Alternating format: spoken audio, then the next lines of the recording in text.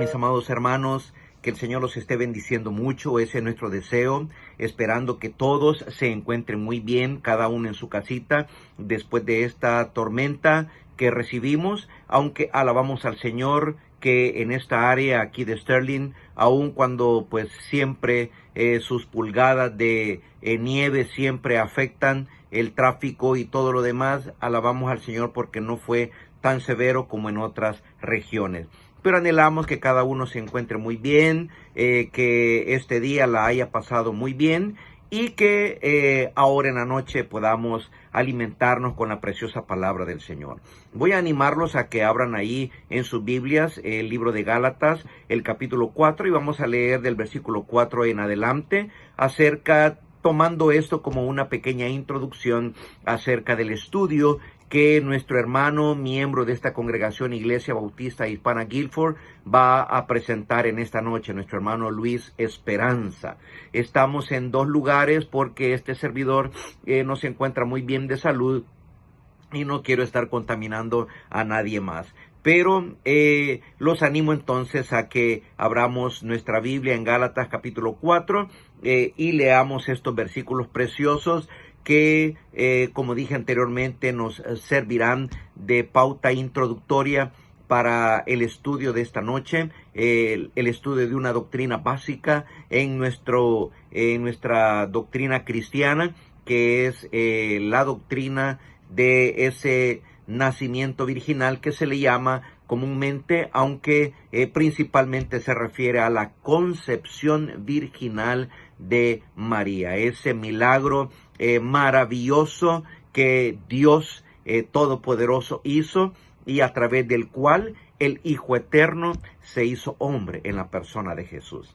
Y dice Gálatas capítulo 4, versículo 4 en adelante: pero cuando vino el cumplimiento del tiempo, Dios envió a su Hijo, nacido de mujer y nacido bajo la ley, para que redimiese a los que estaban bajo la ley, a fin de que recibiésemos la adopción de hijos.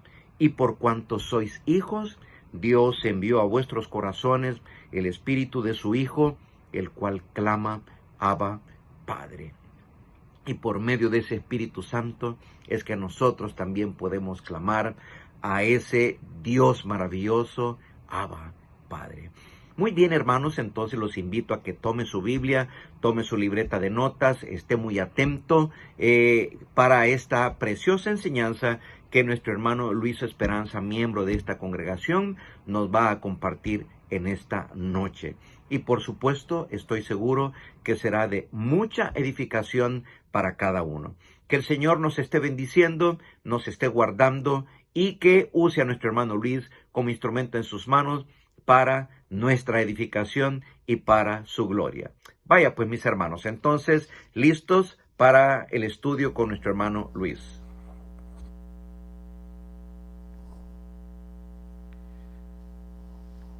Es una bendición, mis estimados hermanos, estar compartiendo con ustedes un tema bíblico que tiene mucha trascendencia en la historia de la humanidad.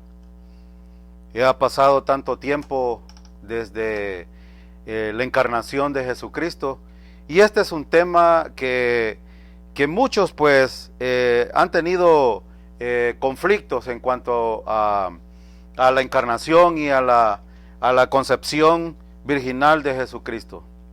Quiero compartir este tema empezando en primer lugar haciendo una oración pequeña para poder introducir este tema que vamos a estudiar en Lucas capítulo 1 y en Mateo capítulo 1. Oremos. Dios Todopoderoso, queremos agradecerle en esta noche por permitirnos, Señor, compartir con nuestros hermanos en Cristo este tema tan precioso y maravilloso, Señor, que es a través de su palabra. Usted nos da a conocer las maravillas de la venida de nuestro Señor y Redentor Jesucristo. Oramos para que usted nos dé entendimiento y sabiduría espiritual para entender, Señor, la voluntad suya a través de su palabra. Oramos, Señor, por cada uno de los oyentes, para que usted sea, Señor, a través de su Santo Espíritu, mostrando las verdades de su palabra que queremos o necesitamos saber. En el nombre de Cristo Jesús se lo suplicamos, mi Señor. Amén. Lucas, un escritor que no es muy común encontrar a un médico, a un científico, escribiendo las maravillas divinas de la concepción virginal de Jesucristo. Es evidente notar que precisamente por su profesión, Lucas evidencia en el capítulo 1, en los versículos 26 al 38, un tema tan interesante acerca de la concepción virginal de Jesucristo. Por eso es tan importante que notemos que en el entorno de estos dos pasajes que vamos a estudiar, vamos a ver el hecho del trato que Dios tuvo con María y el trato que tuvo con José, su esposo.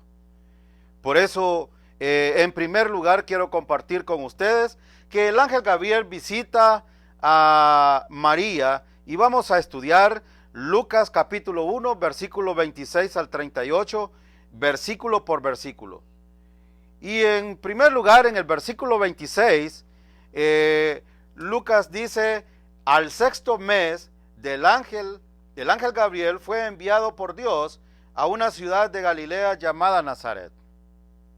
Aquí es importante notar, porque trasladarse de Jerusalén a Nazaret es muy interesante, precisamente porque los judíos miraban en poco a esta región de Nazaret.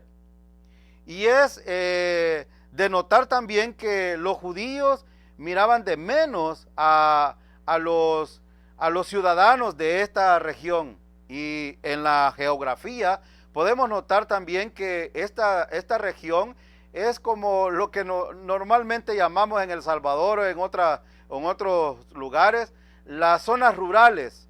Y por eso es que el ángel empieza a hablar acerca de Galilea, un lugar llamado Nazaret, que está ahí cerca de Jerusalén.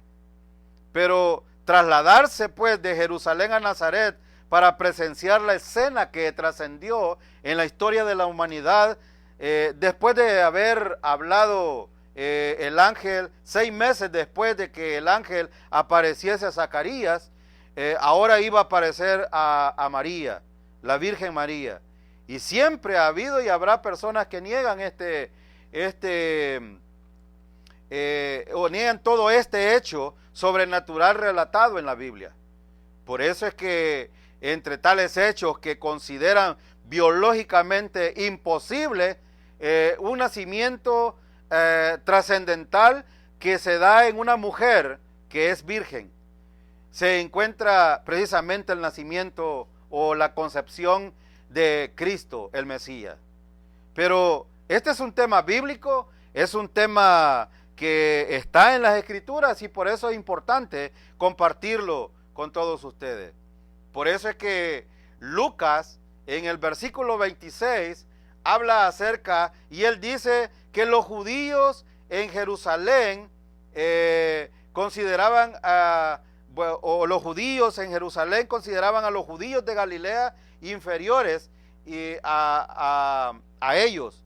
Y eso lo vemos precisamente porque el ángel, él dice al sexto mes, en el versículo 26 dice: al sexto mes el ángel Gabriel fue enviado por Dios a una ciudad de Galilea llamada Nazaret. La ciudad mencionada aquí es importante porque Dios colocó en evidencia esta región porque quería denotar que el rey de los judíos o el Mesías prometido, que fue prometido allá en Génesis 3:15, iba a venir a esa región, de una región humilde, una región que no tenía trascendencia a lo mejor para los judíos ortodoxos o los judíos que menospreciaban a estos judíos de esta región. Y por eso es que vemos que Lucas en este versículo 26 también habla acerca de que ellos consideraban a los judíos en Galilea inferiores a ellos. Uno de los problemas serios que los judíos han tenido es precisamente esto, llenarse de orgullo, y el orgullo los hace apartarse para no ver las promesas que Dios hizo en el Antiguo Testamento. Ahora, en el versículo también 26 vemos un asunto importante. Al final del versículo dice, llamada Nazaret. ¿Y por qué es importante esta ubicación? Porque en el contexto de la concepción virginal de María y la concepción de Jesucristo, se da este acontecimiento en el contexto de que Roma toma posesión de Jerusalén y del pueblo de Israel y en todas las regiones, y aquí en el sentido de que una guarnición romana estaba estacionada en Nazaret para el control de esta tierra. ¿Y por qué es importante mencionarlo?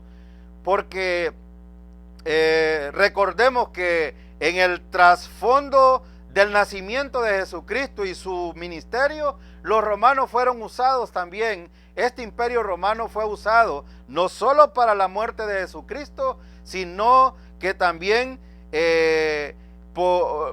para tratar de detener el propósito del nacimiento del Mesías. Ahora, en el versículo 27 notamos algo importante. Dice el versículo 27, a una mujer virgen desposada con un varón que se llamaba José, de la casa de David, y el nombre de la virgen era María. Aquí es importante notar algo. Durante el desposorio, y aquí es pertinente mencionarlo, de que José y María estaban desposados. En la cultura judía, los contratos el acta de un matrimonio lo hacían los padres de ellos, y pasaba un año importante donde se trataba de proteger tanto para la mujer su virginidad y su fidelidad a su esposo, y en tanto al esposo su fidelidad a su esposa. Por eso este año era tan importante de sostenerlo. Y aquí es mencionado el hecho en el versículo 27 que una virgen desposada con un varón.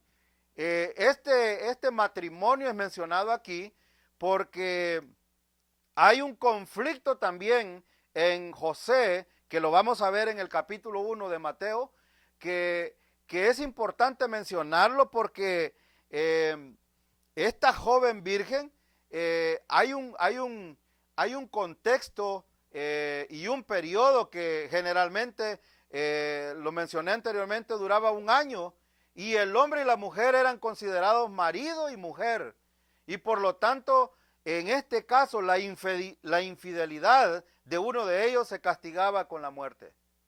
Entonces, encontrarse en un ambiente o en un asunto como esto, para José y para María, eran delicados, eran peligrosos, y por eso es importante mencionarlo. También en el versículo 27 dice en la parte final que dice el versículo que se llamaba José, de la casa de David, y el nombre de la virgen era María. María era una mujer con una naturaleza pecaminosa, y esto es importante considerarlo porque al entrar en el tema, quiero hacer algunas observaciones en este versículo. Por la parte de algunas personas hay una tendencia siempre a quitar la importancia del papel desempeñado de María. Y no es el caso nuestro, y por eso es importante estudiar este tema. Porque este versículo nos dice que ella fue muy favorecida. Si ustedes ven en el versículo 28, dice, y entrando el ángel en donde ella estaba, dijo, salve muy favorecida, el Señor es contigo, bendita tú entre las mujeres. Ahora, aquí hay algo importante que necesitamos ver. La salutación que el ángel da a María tiene una trascendencia que en la historia algunos teólogos han tergiversado y le han dado una connotación que no tiene que ver en el contexto. Pero fíjense que, por ejemplo, añadir algo en este tema, que fue bendecida, y el versículo, si usted observa y es cuidadoso, dice, y entrando el ángel donde ella estaba, dijo, salve muy favorecida, el Señor es contigo, bendita tú entre las mujeres. Esta expresión, bendita tú entre las mujeres, es importante observarlo, porque no dice bendita sobre las mujeres, sino bendita entre las mujeres. Ahora, ¿por qué es importante esto? Porque María no fue elevada por encima de las mujeres, pero sí elevó la maternidad al nivel superior en el sentido de la encarnación o en el sentido de haber concebido a el Salvador del mundo, al Salvador de los judíos, al Salvador suyo, al Salvador mío. Y por eso es tan fácil decir y pensar, por ejemplo, haciendo una analogía, que en el jardín del Edén una mujer cometió una gran falta delante de Dios y una gran desobediencia. Pero aquí vemos que a través de esa desobediencia de Eva, de haber comido del árbol, del fruto del árbol de la ciencia del bien y del mal, trajo consigo un problema hacia el ser humano, que es la vieja naturaleza o la naturaleza pecaminosa. Pero aquí vemos en este contexto que esta mujer llamada María fue muy favorecida y dice que fue bendita entre las mujeres. Ahora, esto es bien importante porque María recibió gracia. María recibió gracia de Dios. La expresión muy favorecida, recordemos de que la palabra favor inmerecido o favor merecido tiene que ver con la gracia. La gracia es la bondad o el favor inmerecido de parte de Dios a los hombres. Y en este caso tiene que ver con la dispensación de gracia de parte de Dios a esta mujer. No es que era tan especial María. María era una mujer como cualquier otra mujer, en el sentido, si ustedes recuerdan el versículo 27, dice, a una mujer virgen. Dice que es una mujer, y todas las mujeres en la historia, a partir de Adán y Eva, todas las mujeres y todos los hombres traemos un problema de pecado. Y ese problema es a través de la concepción. Pero también es importante recordar el contexto anterior de Zacarías y su mujer. Hay una gran diferencia entre la concepción de Juan el Bautista. Porque Juan el Bautista fue concebido a través de un hombre pecador y una mujer pecadora. En unión, el producto de ello es un ser humano pecador como nosotros. Pero en este caso, la concepción es muy diferente. Por eso es que aquí, cuando dice salve muy favorecida, está hablando de la dispensación o de la dispensa de Dios de gracia hacia María. Y por eso que María recibió la gracia de Dios, porque a su tiempo señalado Dios escogió para ser parte de su plan para redimir a la humanidad. Ahora, en este sentido, en el versículo 29 encontramos otra cosa importante. Dice, mas ella, cuando le vio, se turbó por sus palabras y pensaba qué salutación sería esta. Ahora, esto es importante porque María quedó preocupada por las palabras del ángel en este caso. Es que hay algo importante que entender aquí. Cuando el ser humano ve la mano de Dios actuando sobrenatural, las cosas son sorprendentes Y en este caso, por eso el versículo dice que María se turbó por las palabras del ángel. Ahora, siempre algo sobrenatural va a crear temor, va a crear confusión, va a crear expectación, siempre va a crear miedo, va a crear, inclusive en algunos va a crear duda.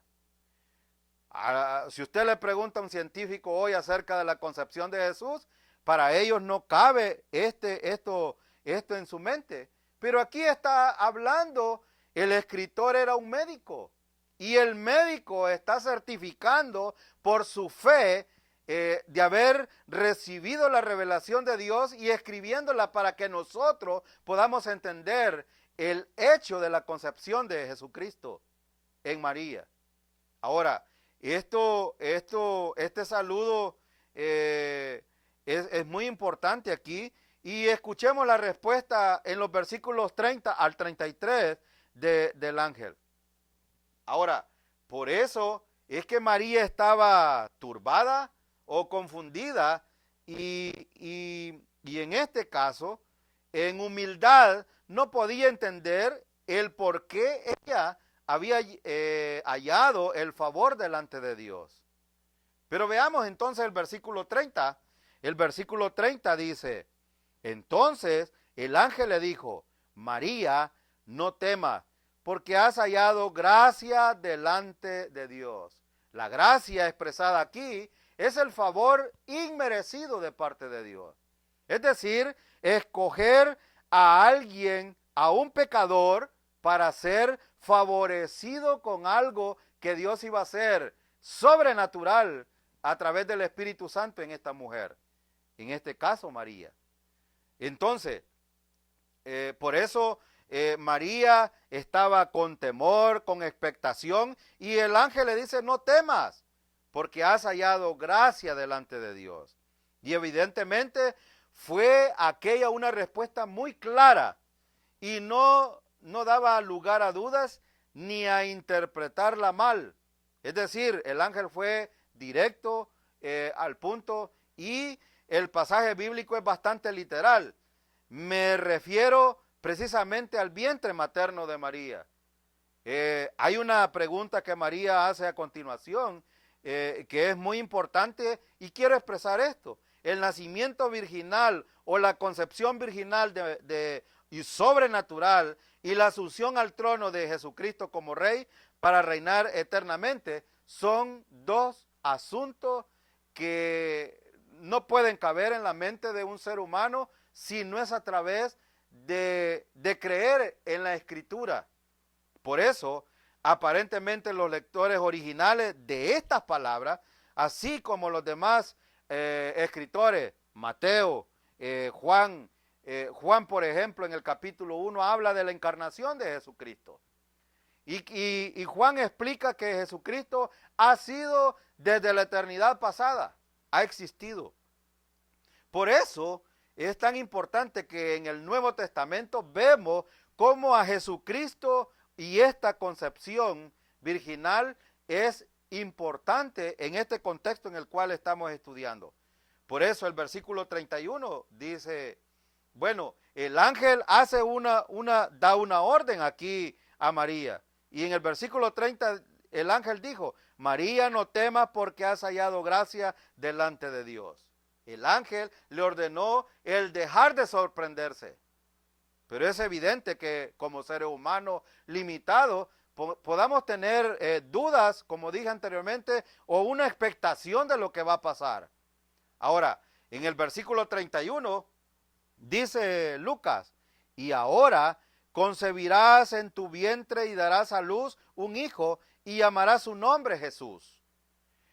Lucas, aquí, cuando habla de este punto, Jesús es la forma en español del griego Yesous, el cual es la forma griega del hebreo Yeshua o Yeshua, que significa Josué. En su significado, significa Salvador. Por eso cuando él dice, concebirás en tu vientre y darás a luz un hijo y llamarás su nombre Jesús, Lucas estaba dando a conocer aquí a María prácticamente el significado del plan que Dios tenía a través de ella. Ahora veamos entonces el versículo 32. El versículo 32 dice, este será grande y será llamado Hijo del Altísimo, y el Señor Dios le dará el trono de David su padre. Y el versículo 33, y reinará sobre la casa de Jacob para siempre, y su reino no tendrá fin. Ahora, este versículo tiene en sí referencias del Antiguo Testamento, de las profecías que anteriormente se habían dado. Por ejemplo, en los versículos 32 al 33, el ángel Gabriel dio 5 detalles específicos acerca de Jesús. Y María, que halló gracia delante de Dios, recibe este anuncio de parte del ángel con 5 cosas que son importantes y detalles específicos acerca de Jesús. En primer lugar, este será grande. La profecía cumplida que el ángel estaba diciendo a María aquí, estaba en Isaías 52, versículo 13. Dice, he aquí que mi siervo será prosperado, será engrandecido y exaltado y será puesto muy en alto. Este versículo de Isaías 52 estaba cumpliendo en la promesa o en lo que el ángel estaba diciendo a María. En el versículo 32 dice, este será grande. Y Isaías dice, será engrandecido. Es decir, el ángel estaba diciendo precisamente lo que el Antiguo Testamento ya había anunciado acerca de esto. Y también en la otra, en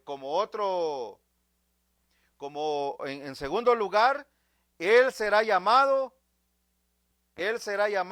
Hijo del Altísimo, un título que indica su igualdad con el Padre.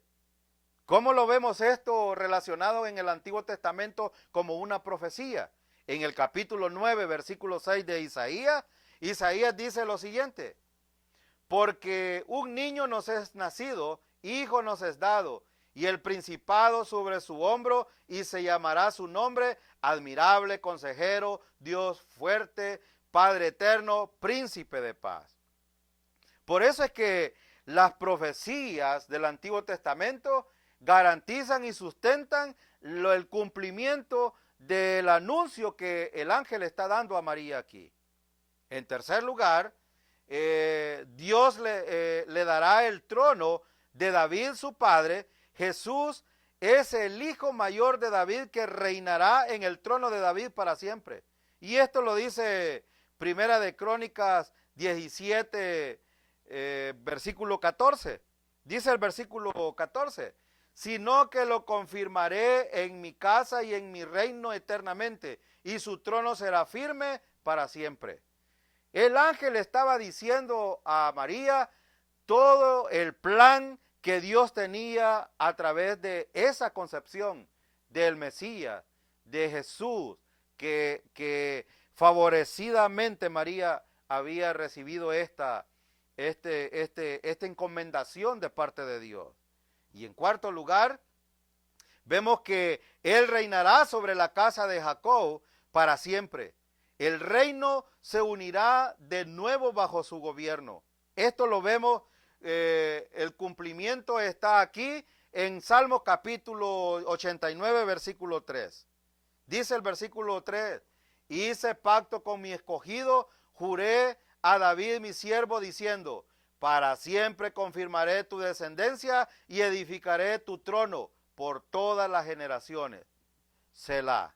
Entonces, Él reinará sobre la casa de Jacob para siempre. Su reino será eterno.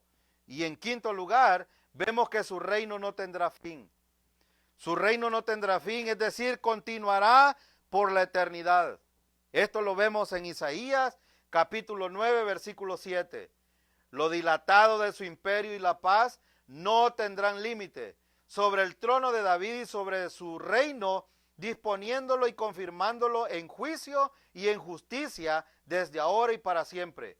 El celo de Jehová de los ejércitos hará esto. Estos 5 elementos que el ángel le muestra son importantes, porque aquí vemos cómo el ángel está anunciando el propósito de Dios a través de la concepción de María. Entonces, volviendo al pasaje que tenemos en Lucas capítulo 1, el versículo 34 habla acerca de la milagrosa concepción de Jesús. Y vemos en el versículo 34, dice, entonces María dijo al ángel, ¿cómo será esto? Pues no conozco varón. Esto es importante porque vamos a estudiar en Mateo capítulo 1 un acontecimiento y un problema ahora dentro de la ley de Moisés y en la ley que tenían los judíos. Este era un asunto muy grave que estaba sucediendo. Y sin embargo, aquí vemos cómo Dios tiene control de todas las cosas, porque Dios es soberano y Él conoce y sabe los propósitos y tiene trazados los planes que van a suceder. 5 cosas mencionó el ángel en el versículo 31 y 30 al 33. Y en el versículo 34, María hace una pregunta muy importante. Y vemos a María que fue la primera en tener curiosidad en la manera en que tendrá lugar el nacimiento virginal. Ahora, con su pregunta, ¿cómo puede suceder esto? Es importante destacar que ella no dudó de lo que le dijo el ángel, sino que quería saber cómo se va a realizar o cómo se iba a realizar tal acontecimiento. Era indudable una buena pregunta, ¿no es cierto? Una pregunta, y el escritor Lucas citó la respuesta del ángel Gabriel para darnos la respuesta que podemos leer en el versículo 35. Ahora, en el versículo 35 dice, respondiendo el ángel le dijo, el Espíritu Santo vendrá sobre ti, y el poder del Altísimo te cubrirá con su sombra, por lo cual también el santo ser que nacerá será llamado Hijo de Dios. Aquí hay algo importante que notar, porque Lucas en este versículo 35 denota que Gabriel explicó la concepción sobrenatural del Mesías en el vientre de María. Ahora, usted puede estarse preguntando, ¿y por qué es tan consecuente el hecho de hablar de la concepción de Jesucristo o la concepción de María? ¿Por qué es esto tan trascendental? Porque si usted nota en el versículo 35, no hay varón que tenga nada que ver en este hecho. Porque si esto hubiese sido así, entonces tenemos un serio problema. Pecadores, mi estimado hermano, engendran pecadores. Y aquí es tan importante que el ángel está dando una respuesta tan inminente y tan importante que debería de ser trascendental también para nosotros. Porque no hay mano humana dentro de todo esto. Recordamos nosotros que en una concepción la mujer solo pone el huevo, y quien engendra a ese huevo es el hombre, es el varón.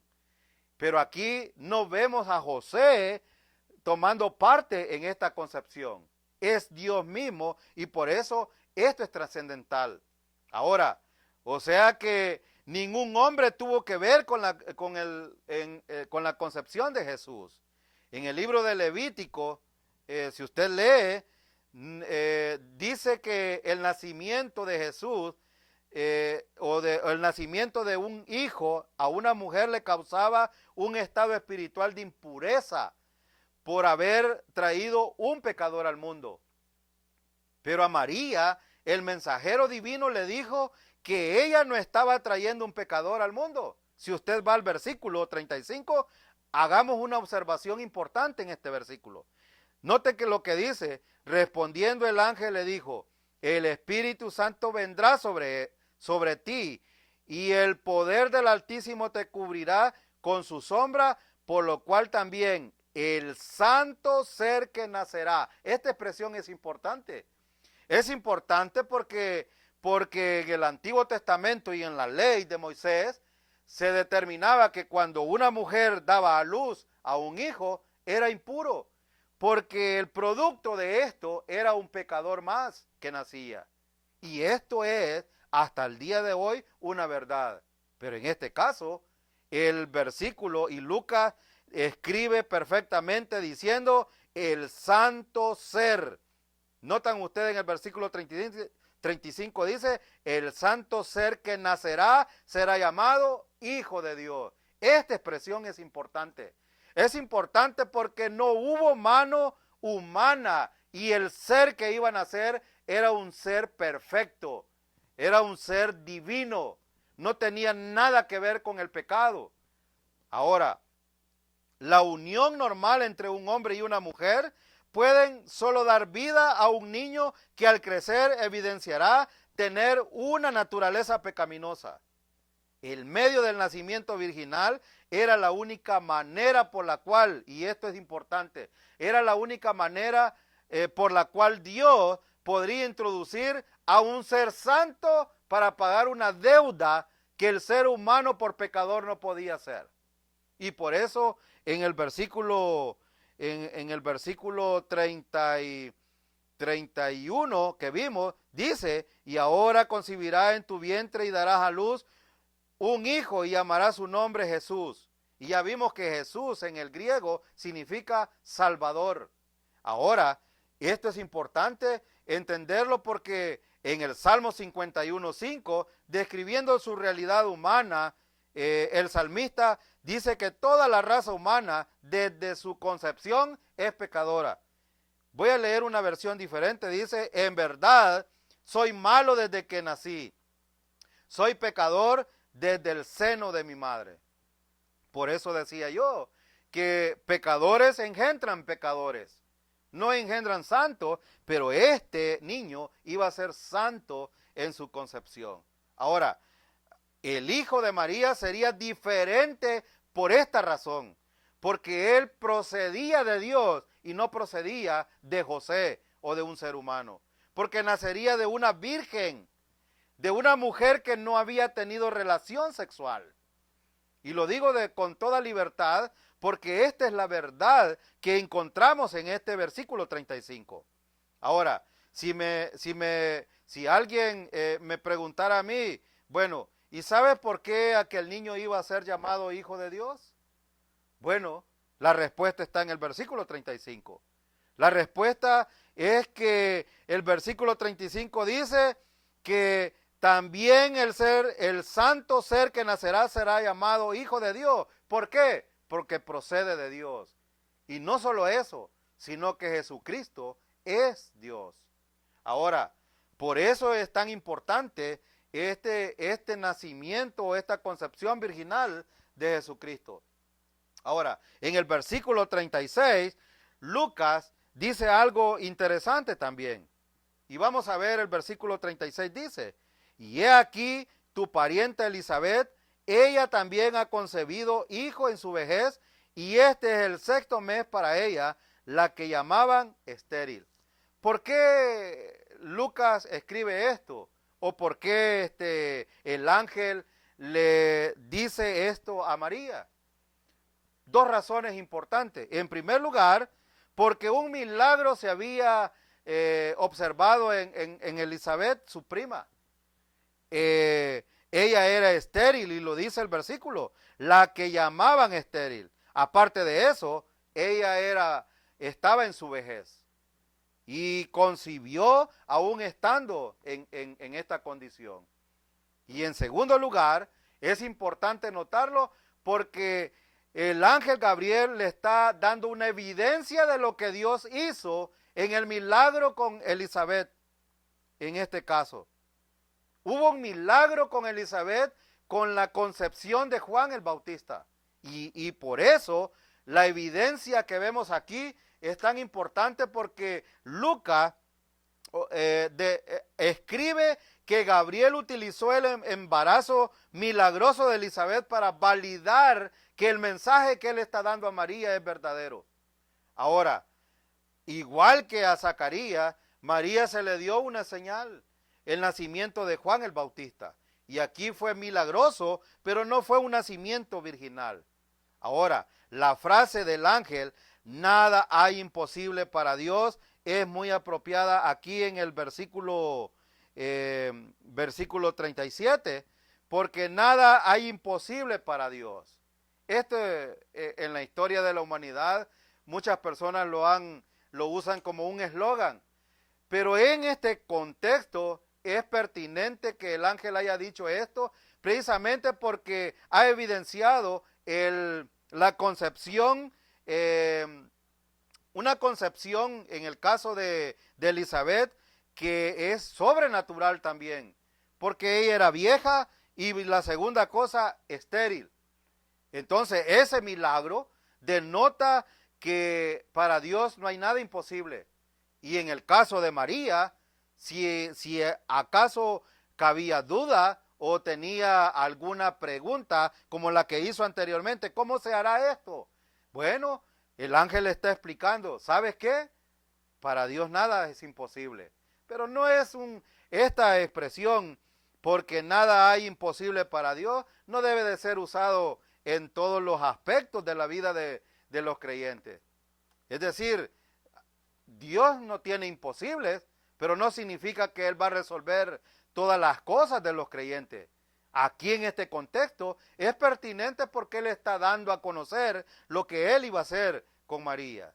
En el versículo 37 hay otra cosa interesante, que Dios cumple su propósito. Y el propósito aquí, en el caso, es que se encuentra en su palabra. Si vamos, por ejemplo, a Génesis capítulo 1, versículo 3, dice, y dijo Dios, sea la luz, y fue hecha la luz. Él solo habló, Jesucristo creó e hizo todas las cosas con solo hablar. Porque entre los propósitos de Dios no hay absolutamente nada imposible. Y eso es lo que está diciendo aquí.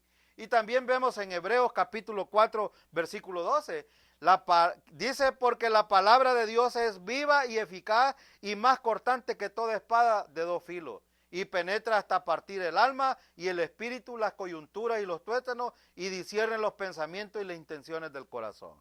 La parte que me compete mencionar es que la palabra de Dios es viva y eficaz. Si Dios dice que tiene propósito, y en este caso con María, lo iba a hacer exactamente como lo había dicho, porque para Dios no hay nada imposible en este caso. Ahora, en el versículo 38, dice el versículo 38, entonces María dijo, he aquí la sierva del Señor, hágase conmigo conforme a tu palabra. Y el ángel se fue de su presencia. Ahora, hay algo interesante aquí que notar entonces, y es el hecho de que la disposición humilde de María de someterse al plan de Dios demostró su fe. La disposición voluntariamente, es decir, María aceptó participar en el subsecuente nacimiento de su hijo, al sujetarse al plan de Dios. Ahora la pregunta es, ¿somos nosotros consecuentes con los planes de Dios? ¿Conocemos los planes de Dios a través de su palabra y qué es lo que Él quiere hacer a través de nosotros? Este es un asunto especial en el caso de María, pero hay asuntos también que tienen que ver con nosotros. Este versículo revela la sumisión de María a la voluntad de Dios. Hay que destacar que la resurrección de Jesús probaría la realidad de su nacimiento virginal, porque negar la concepción de Jesús, la concepción virginal de Jesús, y negar su nacimiento virginal, sería negar también su resurrección. Y si negamos la resurrección, sería negar nuestra fe. Y si negamos nuestra fe, entonces yo realmente estaría haciendo absolutamente nada aquí. Mis estimados hermanos, no se puede negar el nacimiento virginal y al mismo tiempo creer en la resurrección. Algunos hacen esto. Usted puede decir, bueno, ¿y por qué dice eso? Porque he escuchado de muchos que niegan el nacimiento virginal de Jesús, pero aceptan la resurrección. Bueno, y dentro de los judíos habían algunos que negaban la resurrección y negaban algunas otras cosas de los ministerios de Jesús. Ahora, el nacimiento virginal y la resurrección son dos verdades históricas que van estrechamente vinculadas entre sí. Y o se mantienen las dos o ambas se derrumban. Entonces, hemos visto la actitud de María en frente de un plan que Dios tiene con ella. Entonces vamos a estudiar ahora el ámbito de Gabriel ahora con José. Yo no sé qué haríamos los hombres si se nos presentara un asunto como este, como se le presentó a José. Y vamos a estudiar capítulo 1, versículo 18 al 25 de Mateo capítulo 1. Hay algo importante que necesitamos ver, que Gabriel resuelve el dilema de José. Imagínense José dentro de la ley, con un embarazo con su esposa sin haber tenido una relación marital, una relación natural entre los esposos, y María venir y decir, estoy embarazada. ¿Cómo actuaríamos realmente nosotros? Bueno, déjenme contextualizarles aquí que en la ley, y ya lo dije anteriormente, si se notaba que en ese lapso de un año que se daba para guardarse en fidelidad tanto al esposo y a la esposa, sucedía algo como esto, lo primero era que podrían suceder varias cosas. Pero Mateo aquí en el versículo 18 dice, el nacimiento de Jesucristo fue así. Estando desposada María su madre con José, antes que se juntasen, se halló que había concebido del Espíritu Santo. Entonces, ¿qué vemos aquí? Que Mateo empezó a explicar las circunstancias únicas y sobrenaturales del nacimiento de Cristo que Lucas ya le había dicho a María. La explicación de Mateo se comprende mejor examinándola en el contexto de las costumbres matrimoniales hebreas de aquella época. Y quiero solo leerles algo rápidamente. Los matrimonios de los individuos eran concertados por sus padres, quienes negociaban los contratos correspondientes. Una vez fijado este trámite, se consideraban a los miembros de la pareja ya casados. Entonces, María y José eran casados, estaban casados. Pero también hay algo importante aquí, llamándoles marido y mujer. Y sin embargo, aún no vivían juntos. La mujer continuaría viviendo con sus padres y el marido con los suyos por un periodo de un año. Ese periodo de espera tenía por objeto mostrar la fidelidad de la garantía de pureza dada en relación con la novia. Ese era el propósito. Ahora, aquí José se encuentra en un serio problema. Un serio problema con la ley, pero un serio problema también relacional. Pero vamos a resolver entonces el asunto como Mateo lo plantea en el capítulo 1. Entonces, vemos aquí en el versículo 18, el nacimiento de Jesús fue así. Mateo explica y dice, estando desposados María su madre con José, antes que se juntasen, se halló que había concebido del Espíritu Santo. Ahora, en el sentido, estaban desposados María su madre con José. Entonces, como se mencionó anteriormente, en un matrimonio judío si el hombre o la mujer era infiel durante el periodo del compromiso o desposorio, él o ella eran culpables de adulterio y podían ser condenados a muerte, según Deuteronomio 22, 23 y 24. Si ustedes pueden ver, dice Deuteronomio 22, 23 y 24, si hubiere una muchacha virgen desposada con alguno, y alguno la hallare en la ciudad y se acostare con ella, entonces los sacaréis a ambos a la puerta de la ciudad y los apedraréis y morirán. La joven porque no dio voces a la ciudad y el hombre porque humilló a la mujer de su prójimo. Así quitarás el mal de en medio de ti. Entonces, ¿ven el problema que ahora enfrentaba José? Ahora, Mateo aquí describe algunas cosas que son importantes, pero en la parte final del versículo 18 dice, se halló que había concebido. Concebir fuera del matrimonio era peligroso porque si ustedes notaron, la concepción de María era la concepción del Salvador del mundo, el que iba a pagar el precio por los pecados de la humanidad.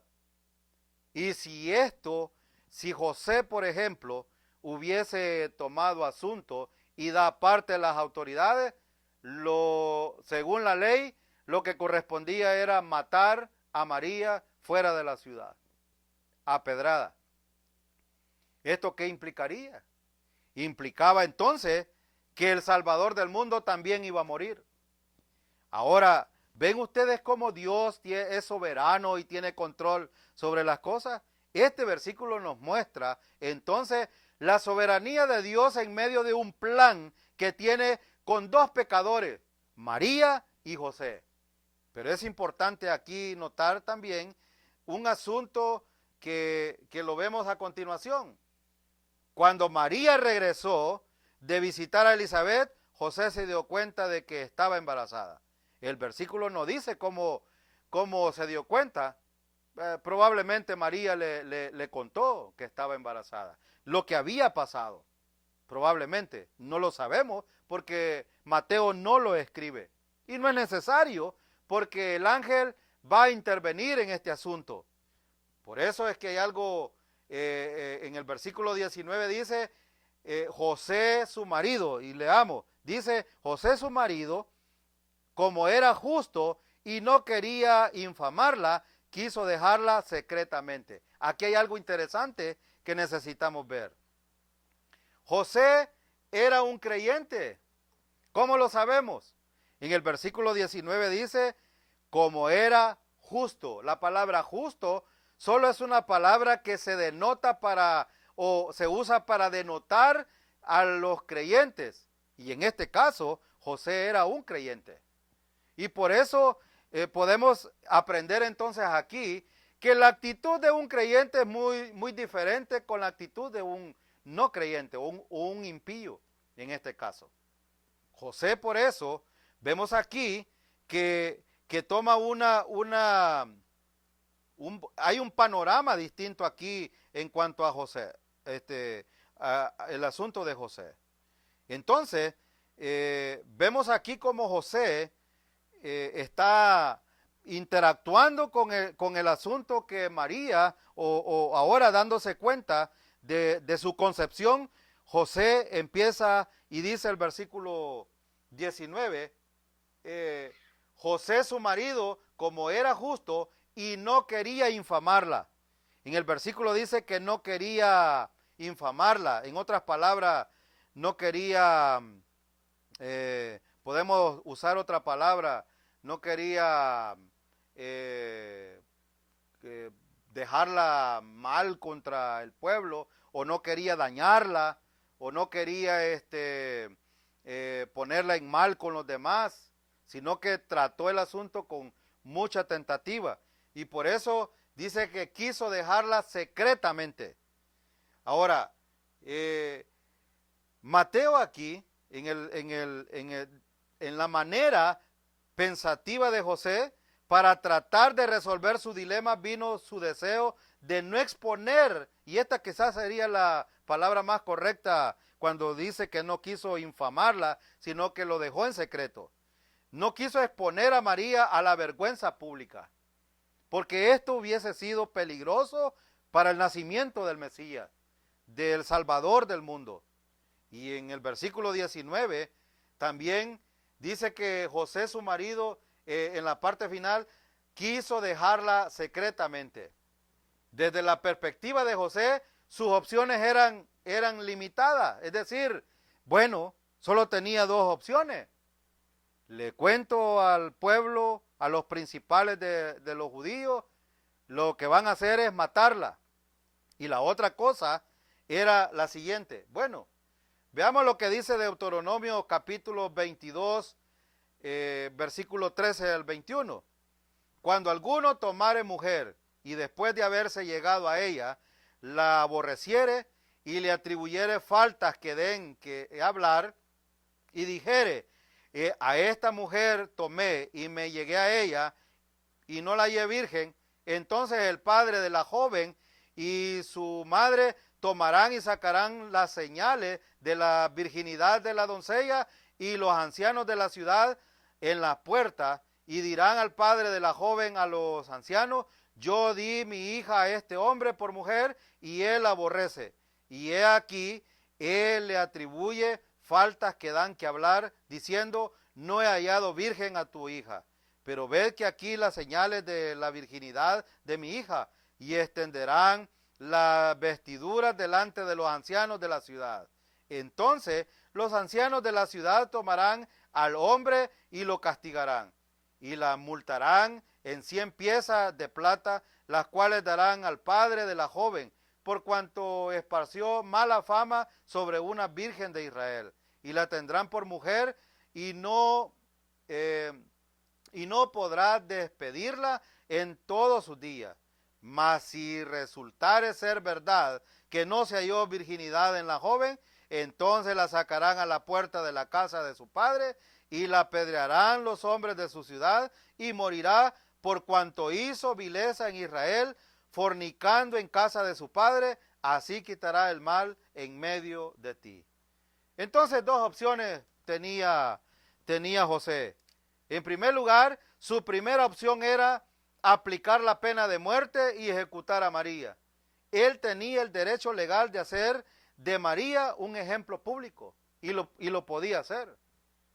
Lo pudo haber hecho siguiendo la ley de Moisés. Y la otra cosa es que Deuteronomio 24:1 dice, cuando alguno tomare mujer y se casare con ella, si no le agradare por haber hallado en ella alguna cosa indecente, le escribirá carta de divorcio y se le entregará en su mano y la despedirá de su casa. Esta era la segunda opción. La segunda opción era, podría darle a María una sentencia de divorcio, la cual le salvaría la vida, pero haría el matrimonio futuro imposible para él, siempre y cuando ella viviera, porque la ley así decía. Entonces, había un dilema aquí. José obviamente luchaba con sus opciones legales y su amor por María. Pero ¿qué pesa más? Y si nos encontramos en un asunto como este, ¿qué pesaría más en la actitud nuestra? José, un creyente, pensando humanamente, aquí el ángel aún no ha hablado con él. Y él está pensando humanamente. Probablemente estas cosas pudieron haber sucedido. Y si hubiesen sucedido, estaba en peligro entonces el plan de Dios de traer al Salvador. Ese es el propósito por el cual estamos estudiando este tema. Ahora, en el versículo 20, vemos algo interesante. Y pensando él en esto, entonces él estaba pensando cómo hacer con este asunto. Dice, he aquí un ángel del Señor le apareció en sueño y le dijo, José, hijo de David, no temas recibir a María tu mujer, porque lo que en ella es engendrado del Espíritu Santo es. Entonces aquí hay algo importante que ver.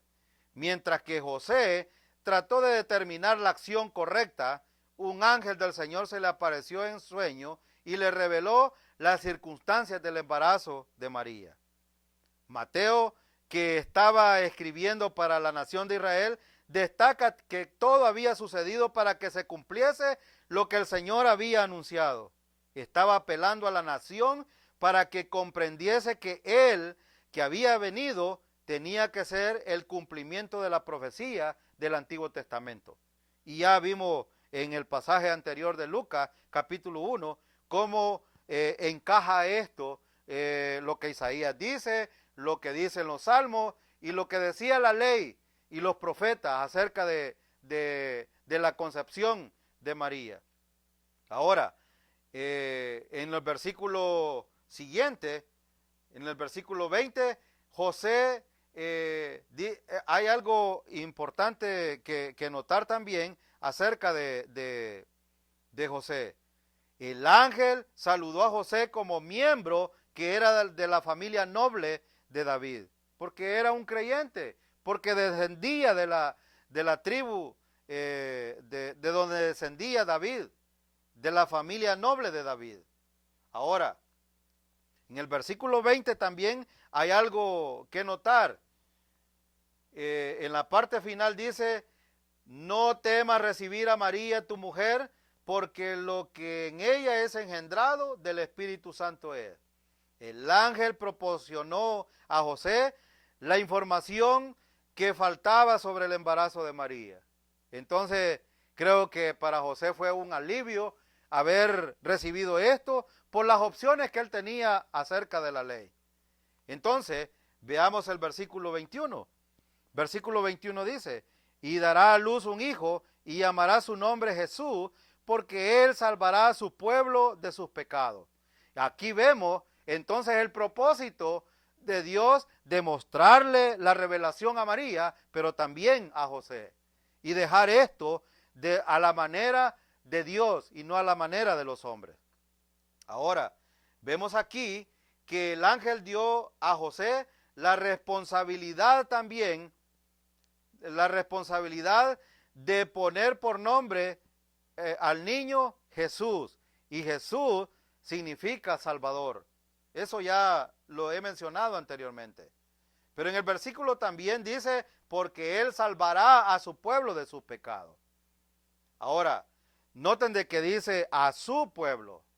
Y su pueblo aquí está refiriéndose al pueblo de Israel. Pero hay un tema que no quiero tocar, que es el asunto de la venida o el nacimiento de Jesucristo. Tenía que ver con Israel. Y Mateo está escribiendo a los judíos, precisamente. Alguien me preguntó por ahí, ¿y qué hubiese pasado si el pueblo de Israel recibe a Jesucristo como el Mesías? Bueno, Dios no tiene plan B, Dios solo tiene un plan. Y Dios hubiese, bueno, la pregunta fue, ¿qué hubiese pasado con nosotros? Bueno, la salvación para nosotros estaba dicha en la promesa hecha a Abraham en el capítulo 12 de Génesis. Él le dijo que de él iba a nacer la simiente y que de esa simiente iba a bendecir. Bueno, él iba a ser bendición. Le dijo, bendeciré a los que te bendijeren y maldeciré a los que te maldijeren. Y serán benditas en ti todas las familias de la tierra. Es decir, Dios tenía un plan. Él sabía que los judíos no iban a recibir al Mesías. Pero quiero regresar al tema aquí de la concepción, el dilema que José tenía. En el versículo 21, el ángel precisamente enfatizó la salvación para los judíos. Pero esa salvación o ese rechazo de los judíos hacia Jesús iba a ser la bendición para los gentiles, para usted y para mí. Ahora, en el versículo 21, el versículo 22 dice, todo esto aconteció para que se cumpliese lo dicho por el Señor por medio del profeta cuando dijo, versículo 23, he aquí una virgen concebirá y dará a luz un hijo y llamará su nombre Emmanuel, que traducido es Dios con nosotros. Entonces, vemos aquí en los versículos 22 y 23 que Mateo enfatizó que el nacimiento de Jesús cumplía las profecías de Isaías 7, versículo 14. Isaías 7, 14 dice, por tanto, el Señor mismo dará señal. He aquí que la Virgen concebirá y dará a luz un hijo y llamará su nombre Emmanuel. Es exactamente lo que Isaías dijo, estaba cumpliéndose aquí en el hecho de que el ángel dijo a José lo que iba a suceder. Ahora, el niño que había de nacer, el último versículo que hemos leído aquí en el versículo 23, decía además que le pondría por nombre Emmanuel, que traducido significa Dios con nosotros. Y hasta ahora estábamos familiarizados únicamente con el nombre de Jesús, que le fue dado al Señor porque Él salvaría a su pueblo de sus pecados. O sea, Jesús es su nombre, y Cristo es el título. Aquí se anunció que también sería llamado Emmanuel, que significa Dios con nosotros. ¿No les parece que esta expresión es una expresión importantísima para los que hemos confiado en Cristo? Porque Dios no solo está en el cielo, aquí cuando Jesucristo vino, Él estaba junto con los discípulos, estaba con las personas y ahora está no solo con nosotros, sino dentro de nosotros, a través del Espíritu Santo. Entonces, esta expresión es importante porque debemos de observar que igualmente, a no ser que Él fuese Emmanuel, no podía ser Jesús, el Salvador. Y esto es importante y encaja con lo que ya vimos con María. ¿Por qué? Porque la concepción era una concepción, en primer lugar, virginal. En segundo lugar, no había hombre que tuvo que ver con esta concepción. Y en tercer lugar, fue una concepción sobrenatural. Dios fue el único autor de esta concepción. Ahora, por eso es que el escritor a la carta a los Hebreos habla acerca de este asunto. Pero Mateo en el versículo 24 dice, y despertando José del sueño, hizo como el ángel del Señor le había mandado y recibió a su mujer. Entonces, el versículo 24 y 25 dice, pero no la conoció hasta que dio a luz a su hijo primogénito, y le puso por nombre Jesús. Mateo 1, 24 y 25, José obedeció los mandatos divinos con humildad y seriedad. Es decir, José fue obediente. Hay algo interesante aquí que podríamos preguntarnos nosotros. ¿Somos realmente nosotros afectados cuando Dios a través de su palabra nos dice qué hacer a través de su voluntad? ¿O cuál es la voluntad de Dios para nosotros? ¿Estamos haciendo la voluntad de Dios? Son preguntas que yo quiero dejar para que nosotros podamos contestarlas. Pero quiero finalizar este estudio dando 7 razones o 6 razones por el nacimiento virginal de Jesús. En primer lugar, Jesús tenía que ser un verdadero hombre para ser el portador del pecado de la humanidad. En 2 de Corintios capítulo 5, 21, dice, al que no conoció pecado alguno, por nosotros Dios lo trató como pecado, para que en él recibiéramos la justicia de Dios. En la Reina Valera dice, al que no conoció pecado, por nosotros lo hizo pecado, para que nosotros seamos justicia de Dios en él. Este era uno de los propósitos principales por el nacimiento de Jesucristo y su concepción. Y otra, en él me ha dado su lugar a mí, le ha dado su lugar a usted. Él ha vestido con su justicia. El versículo dice, para que nosotros fuésemos hechos justicia de Dios en él. Aquí hay algo importante que quiero decir. Él tomó mi infierno aquí abajo en la tierra, para que yo pudiera tener su cielo allá arriba. Él cambió nuestro destino. nuestro destino era el infierno, pero ahora Él ha cambiado ese destino, el cielo eterno, y lo hizo por usted y lo hizo por mí. Ahora, la segunda cosa que es importante notar, que Jesús tenía que ser nacido de una virgen para ser libre de pecado. Hebreos capítulo 4:15 dice, porque no tenemos un sumo sacerdote que no pueda compadecerse de nuestra debilidad. Es decir, Él como ser humano, como Dios, hombre, no se entiende, porque dice que no tenemos un sumo sacerdote que no pueda compadecerse de nuestra debilidad, sino uno que fue tentado en todo según nuestra semejanza, porque Él era hombre, pero 100% hombre y 100% Dios, pero sin pecado. Es la diferencia. ¿Y por qué sin pecado? Porque fue concebido en una virgen y a través del Espíritu Santo, que es Dios. Ahora, o sea que Él fue tentado pero sin pecado. Y es decir que fue probado pero sin pecado. Y en la prueba de Jesús, en el desierto, Él no podía haber fracasado por una simple razón. Porque Él es Dios. Por esa razón. En otro asunto, en número 3, Jesús tenía que ser sin pecado para ser juzgado en nuestro lugar por el pecado. Un pecador no puede pagar la deuda de otro pecador. Y sin embargo, Jesucristo, viniendo de Dios mismo, de la simiente de Dios, no puede ser pecador, no tiene pecado. Bueno, el versículo de Hebreos que acabamos de ver dice sin pecado. Pero también tenemos aquí otro versículo, Hebreos 10:5, por lo cual, entrando en el mundo dice, sacrificio y ofrenda no quisiste, mas me preparaste cuerpo, holocausto y expiaciones por el pecado no te agradaron. Entonces dije, he aquí vengo, oh Dios, para hacer tu voluntad. Como en el rollo del libro está escrito de mí, diciendo primero, sacrificio y ofrenda y holocausto y expiaciones por el pecado no quisiste, ni te agradaron, las cuales cosas se ofrecen según la ley. Es decir, todo lo que se hace, los ritos, las obras o cualquier cosa que el ser humano quiere hacer para agradar a Dios, no sirven absolutamente para nada.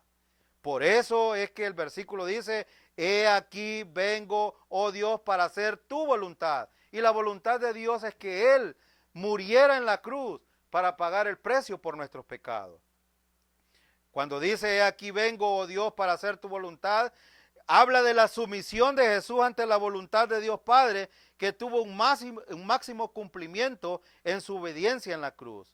Y cuando dice, en esa voluntad somos santificados mediante la ofrenda del cuerpo de Jesucristo, la palabra aquí significa que nuestra santificación o nuestro ser apartado por Dios se fundamenta en la voluntad que Jesús tomó para hacer la parte de Dios de pagar el precio por los pecados de la humanidad. Por eso es que dice el versículo, Él mismo llevó nuestros pecados en su cuerpo sobre el madero. Esto lo dice Pedro, 1 Pedro 2:24, para que nosotros estando muertos a los pecados, vivamos a la justicia, por sus heridas habéis sido sanados. Entonces, Él tomó nuestro lugar, Él fue el sustituto, porque nosotros no podíamos hacer nada delante del pecado. Saben que el versículo al final dice, por sus heridas, es decir, por su sacrificio en la cruz, habéis sido sanados. No está hablando de las sanidades de enfermedades, Él está hablando de la sanidad del pecado, del problema del pecado, que nos separa delante de Dios al ser humano. Jesús resolvió este problema delante de Dios. Ahora, la única parte que me corresponde a mí y que le corresponde a usted es su fe sola en Jesucristo, en su obra terminada en la cruz del Calvario. ¿Saben qué dijo Él cuando estaba muriendo en la cruz? Él dijo estas palabras en el griego, tetelestai. En la traducción significa consumado es. En otras palabras, para que usted lo entienda, Esa expresión significa la cuenta ha sido pagada. Ahora, usted y yo no tenemos un problema delante de Dios a menos que no creamos en el sacrificio de Jesucristo. En cuarto lugar, vemos que a través del nacimiento virginal de Jesús calificó para ser el heredero eterno prometido al trono de David de acuerdo con el pacto davídico.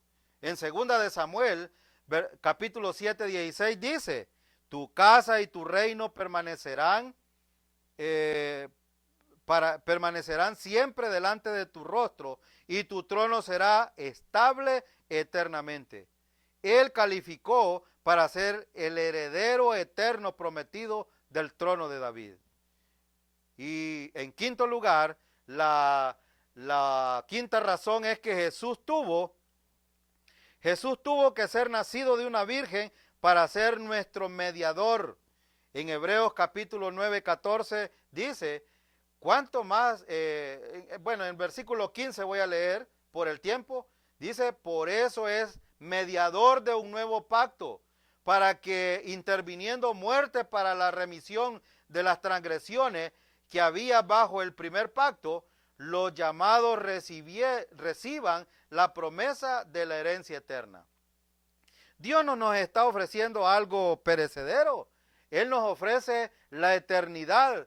Y noten que el versículo 15 dice, por eso es mediador de un nuevo pacto, porque no hay nadie que pueda mediar entre los hombres y Dios. El único mediador entre Dios y los hombres es Jesucristo. No son los ritos, no es la iglesia, no son las ofrendas, no es el sacrificio que yo pueda hacer. El único que media entre el pecador y Dios es Jesucristo. Y noten el versículo 15 dice, interviniendo muerte para la remisión de las transgresiones. Es decir, cuando esta expresión dice eso, está diciendo de que la muerte de Jesucristo intervino para que nosotros, la deuda nuestra fuera cancelada a través de su muerte. Y dice al final, los llamados reciban la promesa de la herencia eterna.